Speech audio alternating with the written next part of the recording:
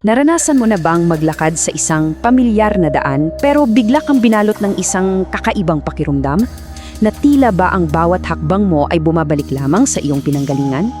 Yung kahit baligtarin mo pa ang iyong damit sa takot, nananatili ka pa ring bihag ng kagubatan?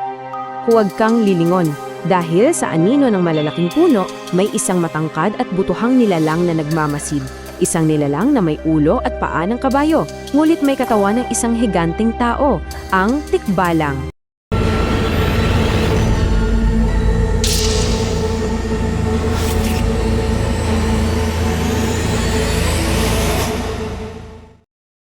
Akala ng marami sila ay mga kwentong bayan lamang na ginamit ng mga Kastila upang takutin ang ating mga ninuno.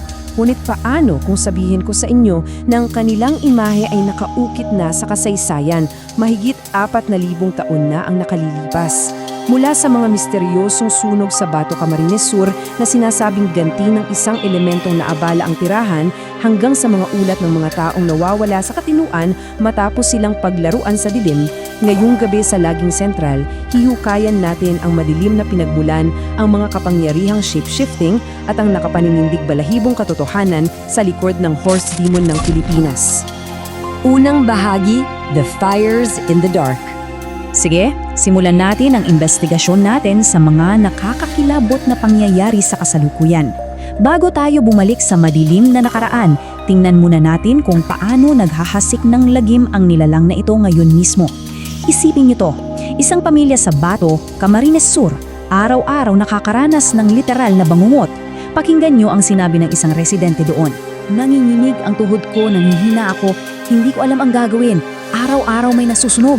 Totoo yan. Halos araw-araw bigla na lang nagliliyab ang iba't ibang bahagi ng bahay nila nang walang malinaw na paliwanag. Nag-imbestiga na nga ang Bureau of Fire Protection at naghihinalang baka daw sinasadya. Pero para sa pamilyang biktima, iba eh. Ang tindi at dalas ng mga apoy na ito lalo na sa gabi, para sa kanila hindi na ito gawa ng ordinaryong tao. Kaya ang malaking tanong, ito ba ay paghihigante ng isang nagalit na elemento?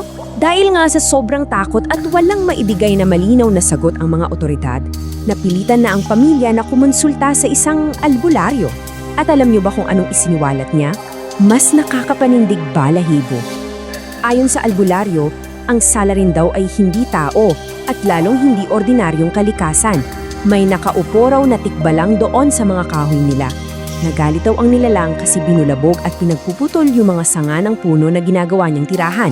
Kaya ayon, bilang ganti, walang awang sinusunog ang sarili nilang tahanan. Ikalawang bahagi, Anatomy of a Monster. Grabe yung kasong yun, di ba? Pinapakita talaga kung gaano kalalim ang takot natin sa mga ganitong elemento. Pero teka, ano nga ba talaga ang itsura ng isang tikbalang? Ang pisikal na anatomya kasi nito nakabase mismo sa mga ulat at patotoo na daan-daang taon na ang tanda. Hindi lang siya parang ordinaryong kabayo na nakatayong tao ha, inilalarawan siya bilang isang sobrang tangkad at butuhang nilalang na may mga binti at braso na hindi proporsyonal sa haba. Sinasabi pa nga na sa sobrang haba ng binti niya kapag nakaupo o nakasiklot siya sa dilim, yung tuhod niya lampas sa sariling ulo. Tapos may ulo at paa siya ng kabayo, magulo at makapal na balahibo, mga matang parang nagliliyab na baga sa gabi at matatalim na kuko na pwedeng pumatay. Ito yung bangungot na tahimik lang nagmamasid mula sa itaas ng mga puno ng balete. Ngunit alam niyo ba kung ano yung mas nakakatakot pa sa mismong itsura niya?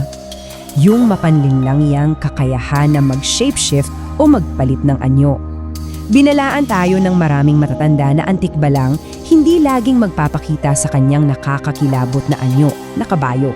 Minsan, gagayahin niya yung boses at mukha mismo ng mga mahal mo sa buhay para lang iligaw ka. Sa mga malalalim na gubat, bigla na lang siyang mag-aanyong ordinaryong gabay o tour guide sa pag-akyat. Paano mo malalaman na demonyo na pala yung sinusundan mo? Isang detalye lang ang kailangan mong mapansin. Ang gabay na kasama mo ay walang suot na sapin sa paa, nakayapak lang. At kapag nalaman mo ito, madalas huli na ang lahat. Ikatlong bahagi, The Forest Labyrinth. Kapag nahulog ka na sa patibong niya at sumunod ka, papasok ka na sa pinakamamapanganib niyang laro. Ang tikbalang kasi, kilalang-kilala bilang isang napakamalisyosong trickster.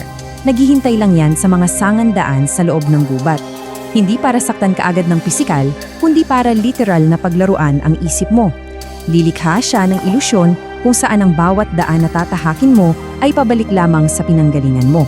Kinakaladkad niya yung mga nawawalang biyahero sa mga hindi nakikitang paralel na mundo.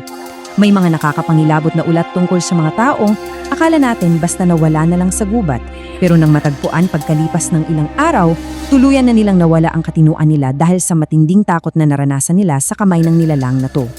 Kaya naman, napaka-crucial na tandaan nyo ang gabay na to na maaaring magligtas ng buhay nyo. Paano ka makakaligtas kung sakaling maligaw ka sa mga liblib na bundok o maging sa mga madidilim na bahagi ng malalaking campus tulad ng UP Diliman? Una, magdala ka palagi ng flashlight. Yan ang depensa mo para makita agad kung yung taong nasa harap mo sa dilim ay may mukha pala ng kabayo. Pangalawa, kapag pakiramdam mong pinaglalaruan ka na at paikot-ikot ka lang, huwag nang magdalawang isip, baliktarin mo agad ang iyong damit.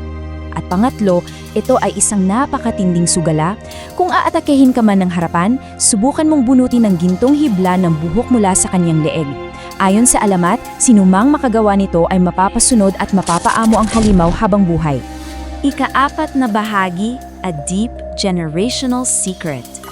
Pero saan nga ba talaga nanggagaling ang halimaw na to? Bakit hanggang ngayon bumabalot pa rin ang takot sa tuwing nababanggit ang pangalan niya? Dito na natin huhukayan ng isang napakalalim na sikreto ng ating mga ninuno na matagal ng pilit ibinabaon sa limot. Oras na para basagin natin ang isang malaking kasinungalingan. Madalas nating marinig, di ba, na ang tikbalang daw ay imbensyon lamang ng mga Kastila para takutin ng mga katutubo na huwag lumabas o mag-aklas sa gabi. Kasi nga naman, mga Kastila lang daw nagdala ng mga kabayo sa Pilipinas. Sounds logical, pero hindi yan ang totoo. Ang totoo, ang tikbalang ay isang napakatandang nilalang na nag-ugat pa sa sinaunang animismo at demonolohiya ng Hindu. Ito ay isang entity at paniniwala na 4,000 taon na ang tanda. At may solidong patunay tayo dyan mula mismo sa mga tala ng kasaysayan. Isipin nyo, noong taong 1589, sa pinakasimula pa lamang ng pananakop ng mga Kastila, idinokumento na agad ng Prailing si Father Juan de Plasencia ang presensya ng tikbalang dito sa atin. Ibig sabihin nito, bago pa man lubusang masakop at maimpluwensya ng mga banyaga ang ating kultura, ang nilalang na ito ay matagal nang gumagala at naghahasik ng takot sa isipan at gabi ng ating mga ninuno. Ika-5 bahagi, The Ancient Horse Demon. Tignan natin ang tunay na linya at pinagmula ng tikbalang. Susundan natin yung madilim na kasaysayan niya na tumuwid pa sa mga siglo at malalawak na karagatan bago dumating sa mga dalampasigan natin. Kung titignan natin ang timeline, nagsimula ang lahat 4,000 taon na ang nakararaan sa animismo natin, yung paniniwala na ang bawat puno at bato ay may nakatagong espiritu. Fast forward sa 2000 BCE, umusbong naman ang pagsamba ng mga Hindu sa isang avatar na may mukha ng kabayo, si Hayagriva. Dahil sa mga sinaunang trade routes sa dagat, nakarating ang imaheng to sa Timog Silangang Asya. Pagdating ng ika-10 siglo sa Cambodia, nag-evolve ito sa estatwa ni Badamamuka, isang mas mabagsik at demonyong versyon ng kabayo. Ang madihim na imaheng ito ay nadala ng mga banyagang mga ngalakal dito sa atin at tuluyang sumanib sa mga ligaw na espiritu ng ating kalikasan. Iyan mismo ang natagpuan at inirecord ng mga Kastila noong 1589. Kaya para sa akin, ito ang pinakamabigat na realization. Ang tikbalang ay hindi lang basta isang mangmang na pamahiin na ginagamit para manakot ng bata. Isa itong madilim pero napakatibay na patunay ng mismong pagkakakilanlan natin bago pa man dumating ang mga mananakop. Nakaligtas ang kwento at takot nito sa loob ng 400 taon ng kolonisasyon. Bakit? Dahil umangkop ito at nagtago sa mismong mga anino ng sarili nating kasaysayan at kalikasan. Ang akala nating payapang kagubatan ay maaaring isang malaking maze na walang labasan. At sa bawat kanto nito, may isang nilalang na 4,000 taon na tayong pinaglalaruan. Ang tikbalang ay hindi lamang isang mischievous trickster. Siya ay isang paalala na may mga puwersa sa kalikasan na hindi kayang ipaliwanag ng siyensya, ngunit kayang basagin ang iyong katinuan. Maaaring isipin mong malayo ka sa panganib dahil nasa syudad ka, ngunit tandaan, may mga ulat na ang mga nilalang ito ay namamataan na rin sa gitna ng semento at aspalto. Ang takot na idinudulot nila ay kasing tunay ng mga misteryosong sunog na tumupok sa mga tahanan sa Bato, Camarines Sur, isang ganti na hindi mapigilan ng kahit anong tubig. Kaya sa susunod na makaramdam ka ng kakaibang bigat sa iyong balikat o mapansin mong paulit-ulit na ang daan iyong nilalakaran, huwag kang mag-atubiling baliktarin ang iyong damit. Dahil sa mundong ito, ang tanging paraan upang makauwi ay ang aminin na ikaw ay nawawala. Huwag mong hayaang lamunin ka ng dilim ng walang gabay. Mag-subscribe na sa Lagim Central at i-click ang notification bell upang manatiling gising sa gitna ng mga misteryo at alamat ng ating lahi. Kayo, may karanasan ba kayo sa tikbalang?